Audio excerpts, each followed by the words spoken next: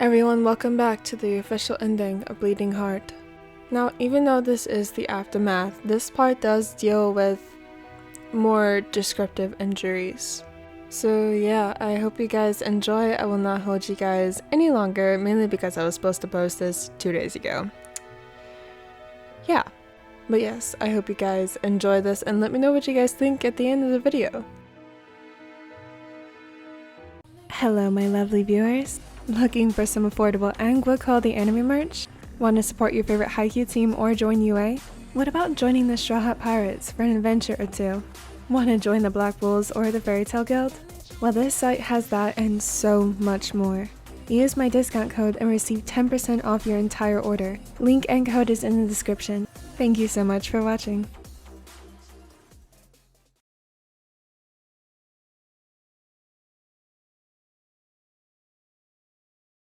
The smell of death still lingered. Every time he glanced down at his clean hands, Bokuto could only see the red tint that soiled his trembling hands. He'd grown the habit of asking Akashi if they were clean after scrubbing his hands, mainly because he still saw red. Even days after the incident, he still smelled Kuroo's blood. Days after being released from the hospital, Bokuto still saw Kuroo's still figure every time he closed his eyes. While he was on strict bed rest, Kuroo spent more time than not asleep, still fatigued from the amount of blood he lost. Recovery was not easy, so there was only brief moments of him awake.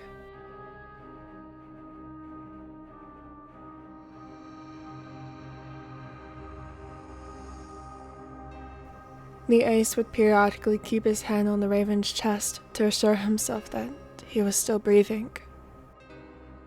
It was asinine. Why was he still so petrified that Kuroo was going to die? He was out of danger and everything, so why? Go? He turned his attention to Kuroo, immediately looking at any trace of pain visible on his face. Instead, he found a tender smile. You're awake. Do you need anything? He removed his hand from Kuroo's chest and took a hold of his hand. No, I'm fine. You seem distant. Is everything alright? No. The truth was he was far from fine. That night still haunts him. It was engraved into his mind like he would so desperately wish algebra would when he was in high school. Regardless, he couldn't tell Kuroo the truth. He was still recovering. The last thing he needed was to worry about his own mental health. I'm fine, Tetsu. I promise. Practice has just been extra daunting as of late. We have a big game coming up, so coach has been extra strict with the drills. Kuroo narrowed his eyes, unsure if he should trust his lover's words. The pain in his side quickly parted with the thought. Tetsu? Bokuto ran back to his bedside, pressing a hand onto the Raven's shoulder, almost scared of touching him.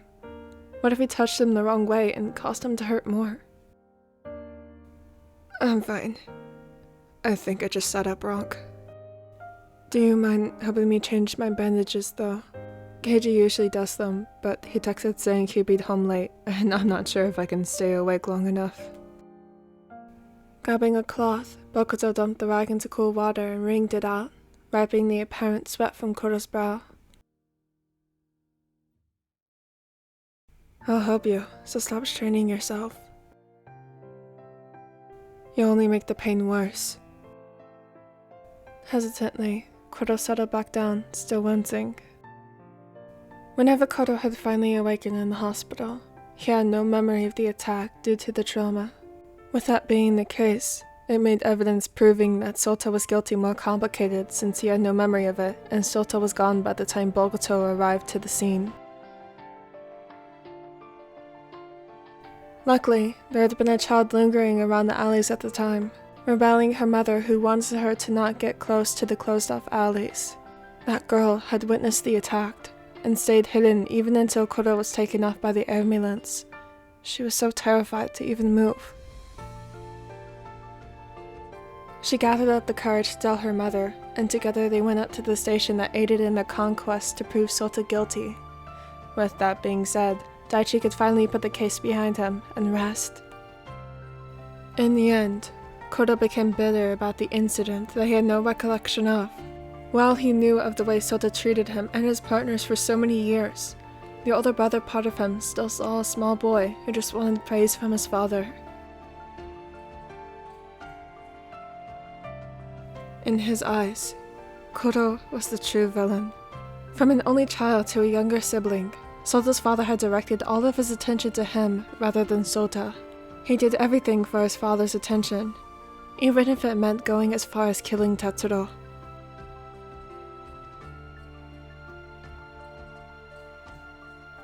Oddly enough, Kuroo couldn't help but feel as if he was responsible for the way everything turned out, at least partly. Sota had always been compared to him and his accomplishments. No wonder he felt inferior. Everything Sota did, it was overshadowed by something Kuroo achieved. No, it wasn't his fault. While his presence did impact the incident, Kuroo wasn't the one who did the real damage. It was their parents. Unfortunately for Sota, he was a third year and just turned the age of being a legal adult, so now he would spend his young adult years detained. Kuroo hissed, sitting back up so Bokuto was able to clean his wounds. He wasn't quite at the level to do it himself, but he chuckled at how the raven's bad head was more unruly than ever before.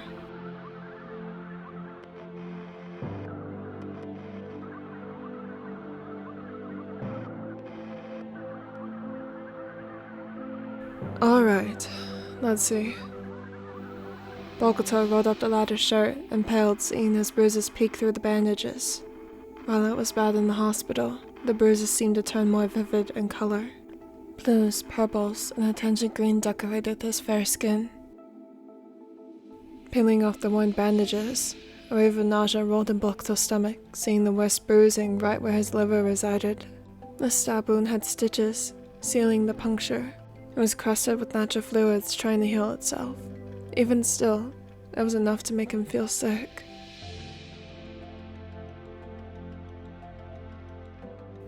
Does it look okay?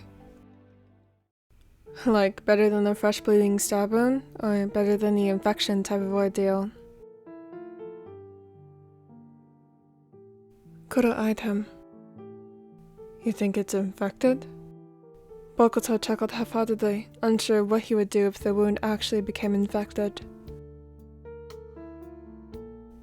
No, that's not what I meant. It looks tender, and it probably doesn't help you keep trying to move around. Does it hurt too much? Kuroo giggled, pointing to the bottle and the medication on the bedside table. The bottle was usually kept in the kitchen, but Akashi must have forgotten it before heading out to work. Not with those. I feel like I can take on anything. Almost. Well, that's why we don't have you managing your medication, you troublemaker. Kuroo gasped, feigning his own pain in a dramatic manner. Me? A troublemaker? I am far from one, I'll have you know. The ace rolled his eyes, internally relieved that his partner was at least well enough to still be so dramatic and sarcastic, just as their high school days.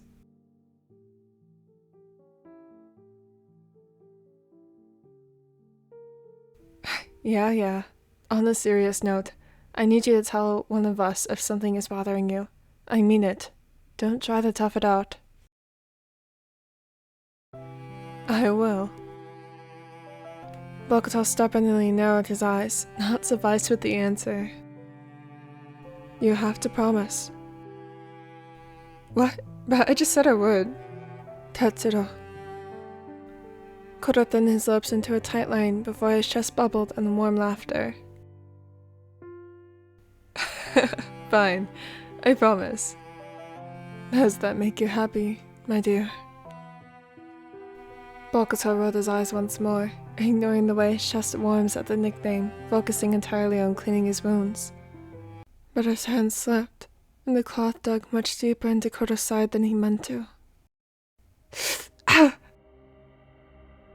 A trickle of red slipped past the scabbed wound, It was the tiniest of blood, but the tender wound made the pain a bit more unbearable.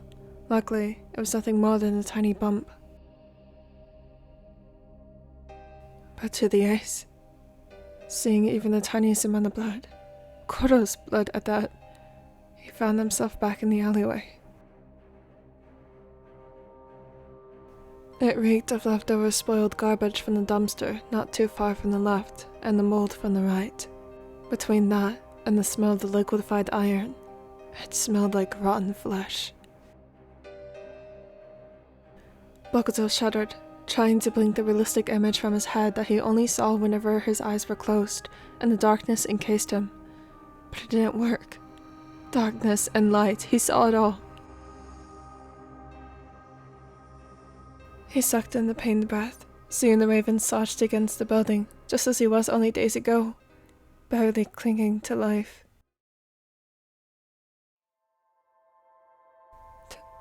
Tetsu? To his absolute horror, the raven of his imagination responded.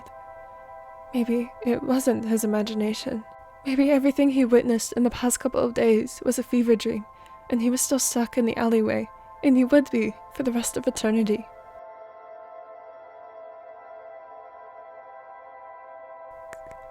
Go. No, this was different. His voice sounded distant, but the picture of Kuroo remained moving in front of him. The figure wheezed, grasping onto the wound to preserve all the blood he could, like it was his very life escaping. In truth, it was.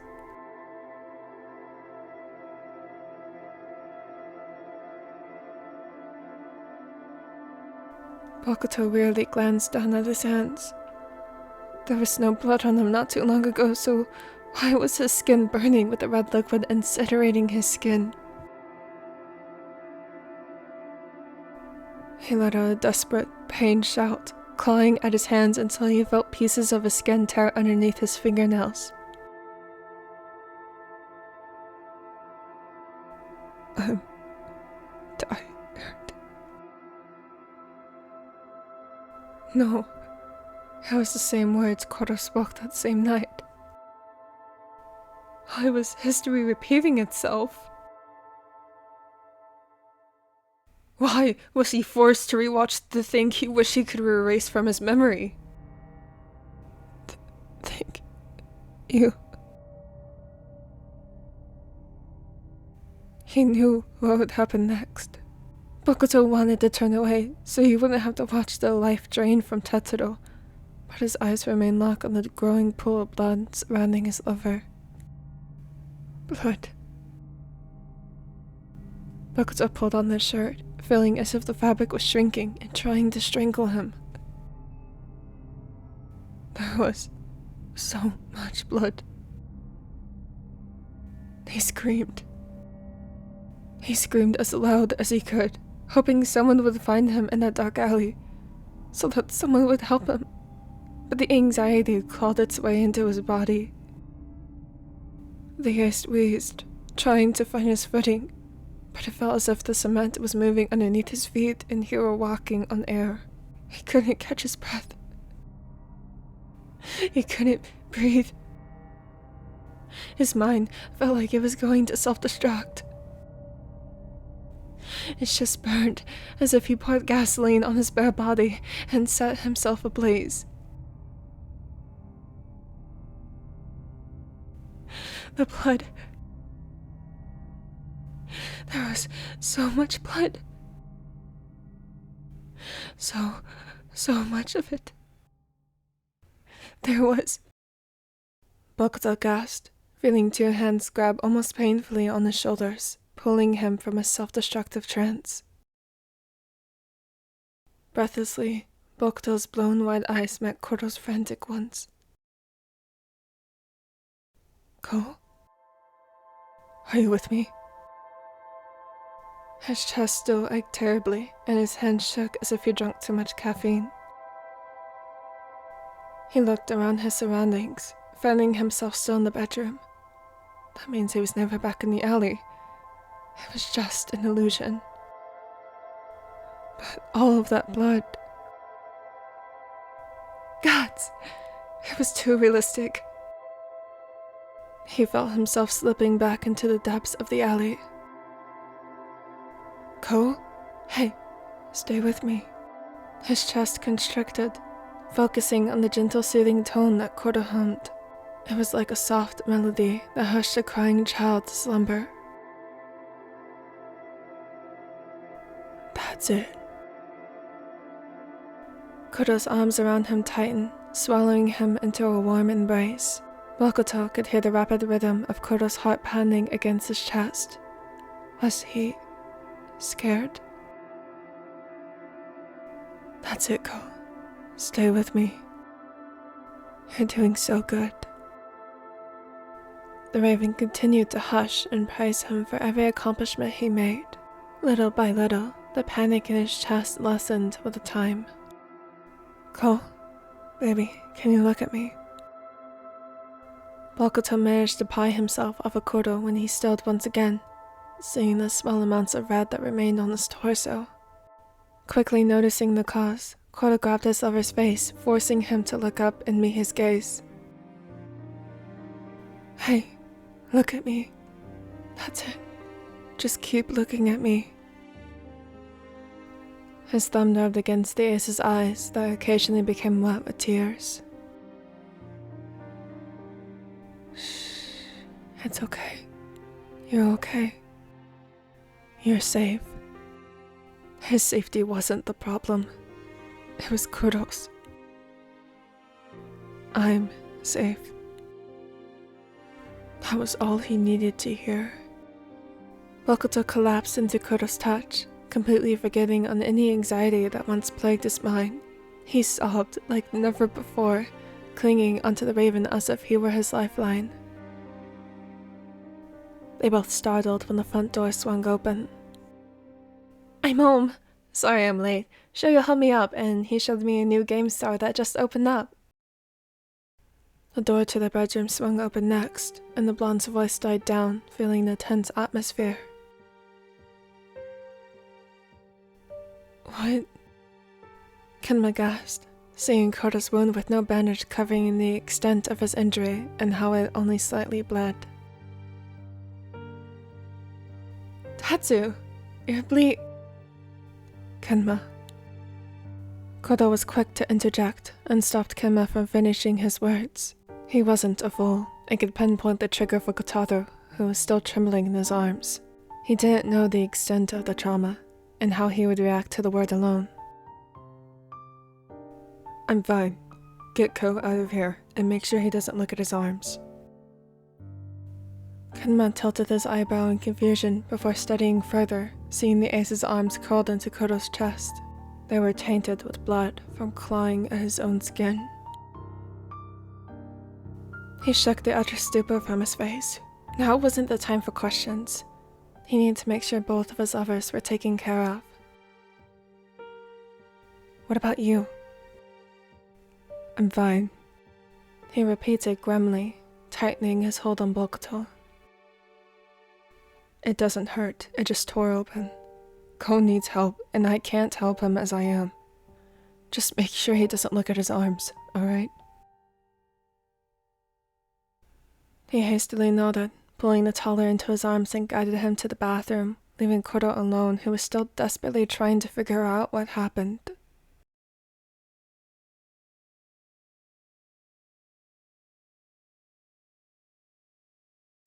Ko, can you look at me? Bokuto stayed silent. His golden eyes remained frozen in time on the wall across from him, while Kenma was relieved the ace hadn't looked down at his arms when patching him up. He'd prefer if he made some sort of comment. The gamer's fingers remained lingering over Bokuto's now bandaged arms, trying to reach him. Kotaro, talk to me. Finally, a sign of acknowledgement, the toddler looked at Kenma with an emotion he couldn't describe. He's dying. Kenma furrowed his brows, not understanding. What? Who's dying? Tatsu. The blonde sat on his bottom, shuffling closer and softly smiled. Don't be silly. Tatsuo is fine. He's healing and very much alive. He keeps on dying. Over and over again. The boy shuddered, gripping at his hair and tugged at his scalp.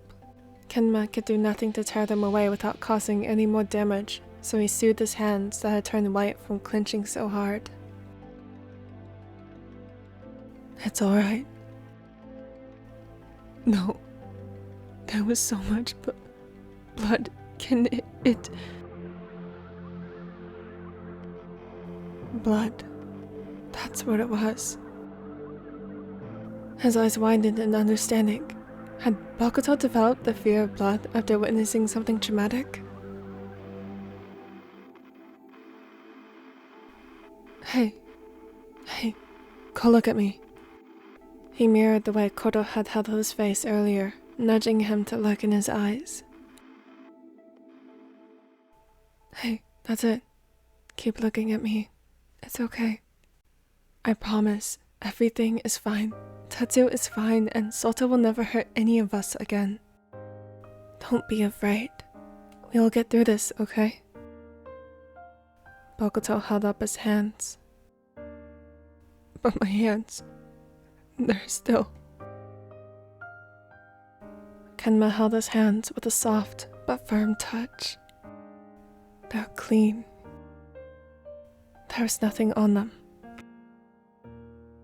The ace squeezed his hands back as if he were trying to test it out, and even looked down, noticing his own complexion staring back at him.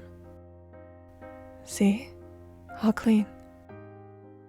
The ace left and quickly came back with a glass of water to help the ace clear his thoughts. There, are you feeling better?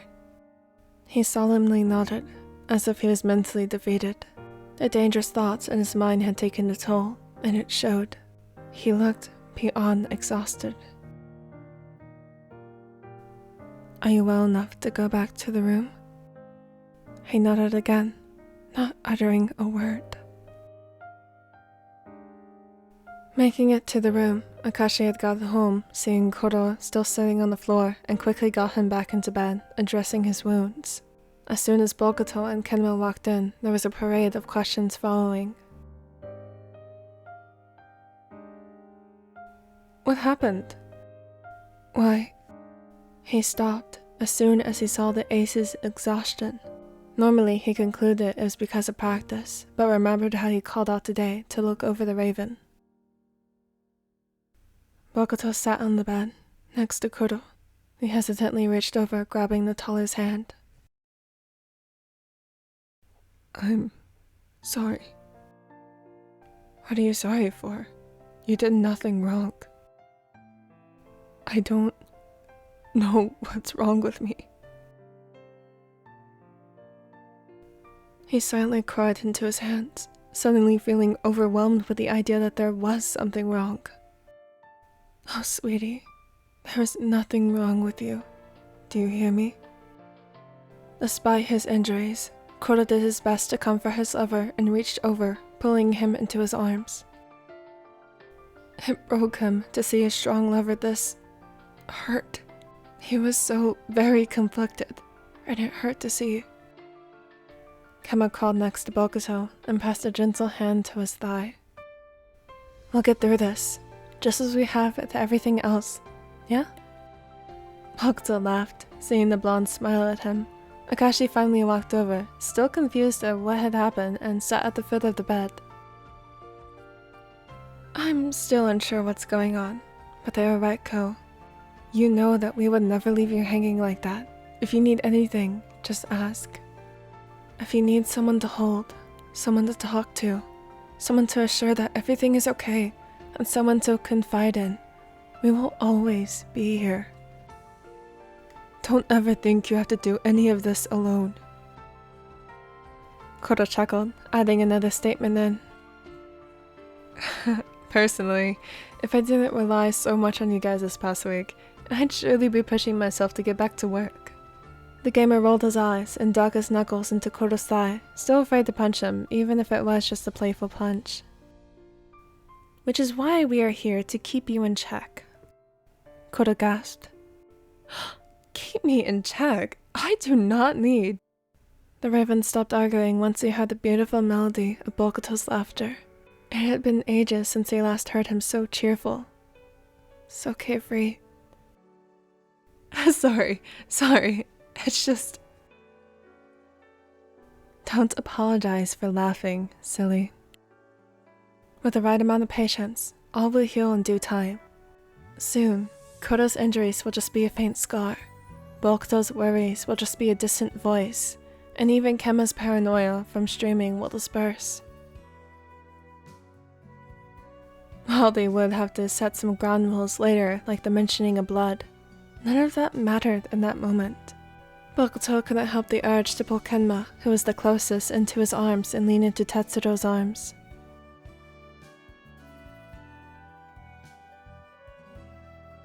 Akashi snickered, seemingly envious he was left out. Come on, Keiji, don't pout. He struggled through the ace's tight grip and made grabby hands to the former setter, only sufficed once the raven crawled over and settled his weight on top of the blonde, twirling his fingers into the soft blonde locks. You know, this is nice. Even before the incident, there wasn't much moments like these when all four of them snuggled like this. They were always so busy with working and living their lives. If the incident taught them anything, it was to cherish moments like these more. Kuroo could have died. He was so close to having to wait for them on the other side that it terrified all of them. For now, they basked in the moment.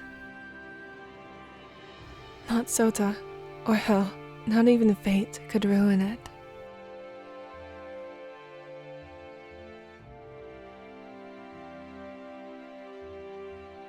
Alright, that officially concludes the final part of Bleeding Heart.